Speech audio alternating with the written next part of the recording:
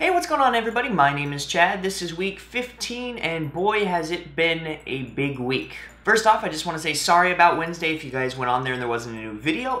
If you guys ever don't see a video, I recommend going to my Twitter account. That's where I make public updates about anything bad that happened or why something won't happen. It's very rare that I miss a video, but this one was kind of understandable. So the first reason was that Wednesday I was going out to film, and we went to this awesome tea ceremony place in this beautiful garden.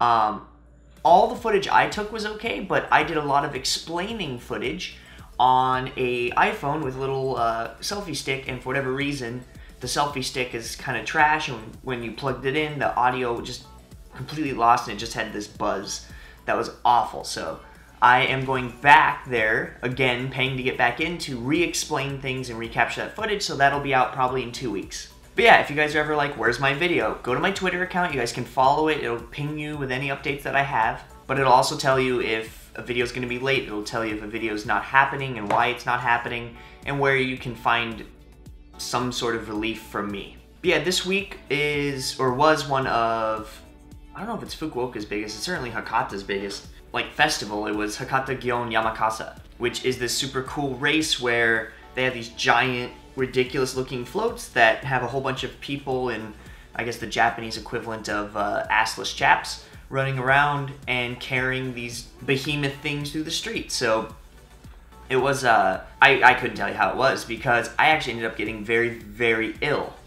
Me and Alex woke up at 3 a.m., found our spot right front and center because this place gets busy. And all of a sudden my stomach just started hurting so bad it felt like someone was poking it with needles.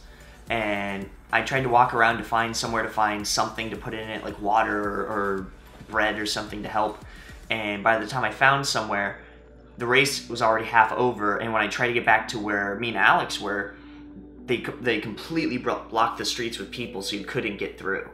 So I ended up basically missing Yamakasa, which sucks because this is the one festival I actually want to see in Japan while I'm here. And I had a very sad day that day. I was just completely crushed and broken because that was imagine you want to go to a place, right? And there's really only 2 or 3 things you want to see, and you can't see them now. And you probably won't realistically ever be able to see them because this is your last year here.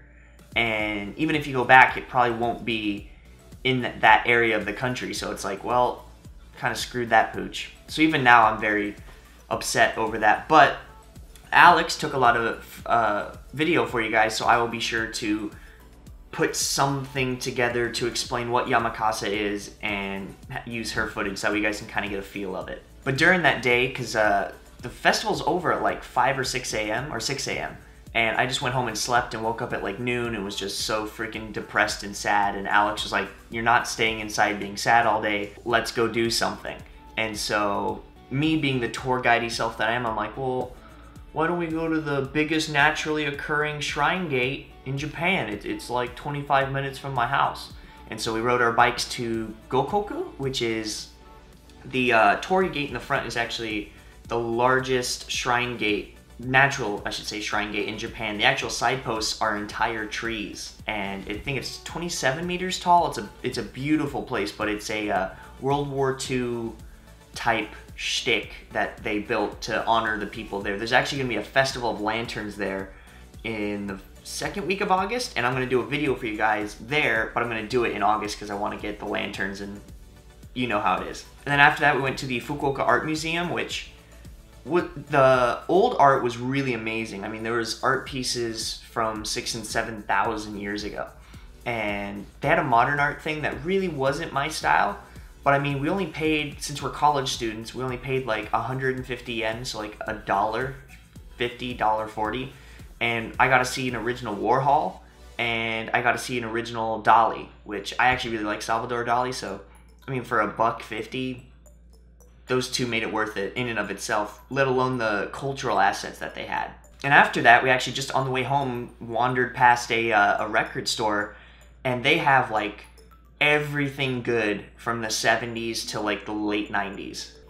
I think we found every Beatles album for 900 yen, $9 or less, except for the White Album and Sgt. Pepper. we'll be going back there for sure and stocking up before I leave, or even before Alex leaves, I'm sure. We're both vinyl people, so. But that was just super fun. I'm super stoked that got to happen, and that those things happened on a day when I was very, very sad that I had to miss basically the one festival I wanted to see. So, I mean, it was a good day, but it was also a really crappy day, so I don't really know how to explain that very well in words. Melancholy? Melancholy, maybe. I'm not a wordsmith. If you guys can't tell, I'm very tired. That's because I have to wake up early to film this video, and then I have to eat, because I haven't eaten yet, and then I have to go to work, and I'm tired. But I'm still putting these out for you guys, so don't worry. If I look a little tired, I am as Genki as it gets. Genki is a limp towel. And then we had a really big anniversary to celebrate, so we ended up going to the Kyushu National Museum, which I think is the largest museum on Kyushu. I think that's what I read online, and it's also, I'm pretty sure, like the only government-funded one on Kyushu, or maybe in all of Japan, I don't know, but I think it's only on Kyushu.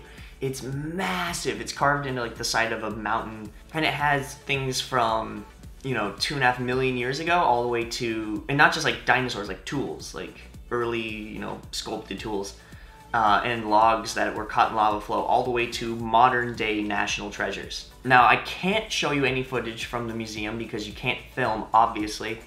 However, it's normally like $4 to get in, which you could spend 6 hours there and not see everything. Because we're college students, it was only like 150, or no, it was 140 each, 140 yen with tax. It's like $1.40 to get into this giant museum for a day. So if you guys are in Fukuoka, they have a lot of English support. It's not just all in Japanese. It's such a cool trip to make. Basically, go out to Dazaifu, check out the shrine, check out the giant Dazaifu shrine, take your touristy pictures.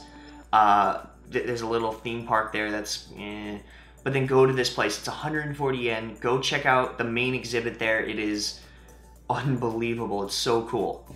And I'll definitely be going back because even though we spent like 4.5 hours there, it was closing, so we couldn't even finish. We didn't get to see everything. And then after that, of course, because we're, you know, celebrating, we went, what was it? We went to Tenjin after that. Tenjin's about an hour away from there. And we went to a tabe hodai, all-you-can-eat candy restaurant. So it's literally, they have like, you know, kind of crappy pasta and kind of crappy curry, some soups. But then they have like all-you-can-eat cake, pudding, brownies, cotton candy, popcorn, fruit, like just all this sweet stuff. All you can eat. You can just fill plates and slam them and go back for more. And I think I had 5 plates of candy this time. Full plates of candy. It was very good. And I actually ended up talking to some girls next to us who, they thought I didn't speak Japanese, and they were like, oh, I wonder if he's a travel abroad student. One of the girls was like, oh, I wish I could travel abroad. And they start talking about it, and I'm sitting here just listening to them and laughing. And then one of them walked away, and I asked her friend in Japanese, like, hey, she wants to be a travel student, right? And she goes, yeah, she does. I'm like, well, I'm a travel student if she'd ever want to like talk or ask questions or whatever. And it was cool. We just we gotta talk for a bit and make a bit of a new friend. But me and Alex left there just feeling absolutely full and disgusted. And so we went home to our new addiction, which is Minecraft. Since it's free to play and we're both poor college students, we kind of live vicariously through Minecraft. So we're spending a lot of our time playing that game only because Pokemon Go is still not out in Japan. I don't know why, but I'm frustrated. I want to catch Pokemons. I want to take place with my friends who are catching the Pikachus, the Bulbasaurs, but no, I have to sit here and play Minecraft. But on that note, why don't we get to it? We actually studied this week. It is still my break, my summer vacation, so I'm not hitting it as hard, but I'm really trying to cram vocab and kanji. So this week I got to Heisig 640, so I'm plowing through Heisigs pretty quick. I got to 1,942 words, so gaining about 100 words a week, give or take. And I'm currently working on Chapter 7's vocab and kanji. Again, I'm not focusing on grammar because our books don't explain grammar that well, and there's a bunch of exceptions and special rules and circumstances that a lot of the intermediate books require, and the books don't explain that. They expect the teachers to explain that in class. So I'm not ignoring grammar. I'm going through and just reading it, make sure I understand the premise, but I'm not saying I know those grammar points to any amount of fluency. I'm just really cramming the words and the kanji so that way when I go back to school, I can save all that time I would normally spend studying vocab and kanji and just focus on plowing through grammar to, I don't want to jump classes, I just don't want to be bored. I mean, you guys, if you're a frequent viewer of this, you know that, but I just don't want to be bored. Anyways, when you're studying a language, boredness kills, apathy kills, and when you lose a feeling of or desire to continue to learn, that's when you slip. And I've actually felt my Japanese slip a whole bunch during this break, which is not what I want. If I'm paying to be here, if I'm paying rent, if I'm paying for food when I could be at home working legit jobs and saving up money, I don't want to be on break. And I aired my grievances with that, but they just weren't having it. So I feel, since I'm not practicing, you know, 4 hours a day and in class and then doing a couple hours a day out of class plus homework, I do feel it slipping. And especially since I kind of have to babysit Alex because she speaks like no Japanese. Yeah, I feel it slipping a bit. It's not slipping to where I don't understand. It's not slipping to where I can't communicate, but it's going back to my core, to like what I need to get around and what I need to survive or have a basic conversation. And I'm losing a lot of the fluffy edges that make me sound more fluent, more native, that aren't necessary, but they're kind of what make the subtleties of fluid conversation. Those kind of are shaving away a bit, which is super frustrating, but you can't gain it back unless you really are realistically talking to Japanese people for a bunch of time. I can't do that because of Alex and my own studies, and it's summer and the school won't let me go in, but that's neither here nor there. But I'm gonna leave that here this week. I'm done complaining. I've already settled my peace with Genki for now.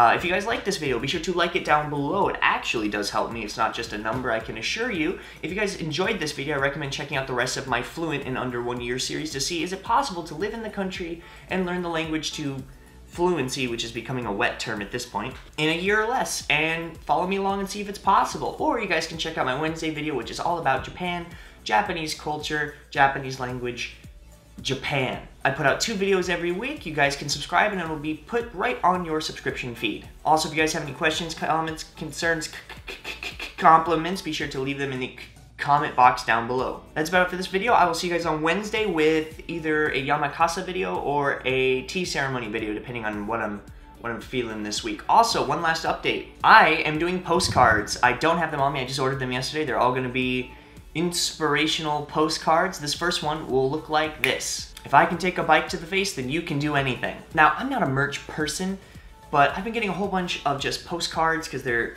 super cheap, and when you send them, they get covered in really sweet Japanese stamps and international stamps, and they're just cheap to send, and they're super cool and little cultural insights on the front.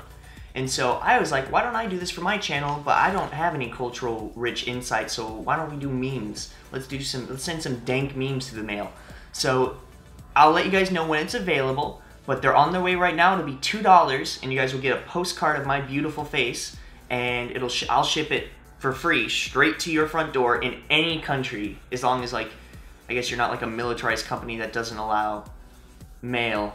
But if you guys have mail, if you have a mailbox, you have a P.O. box, when this is available, and if you want to support my channel, it'll be $1.99 US. I'll ship it to anywhere in the world. If you want it blank so you can send it to your friends, I'll leave it blank. If you want me to write a message on it, if you want whatever, man, these fruit flies, Japan's fruit flies are nuts.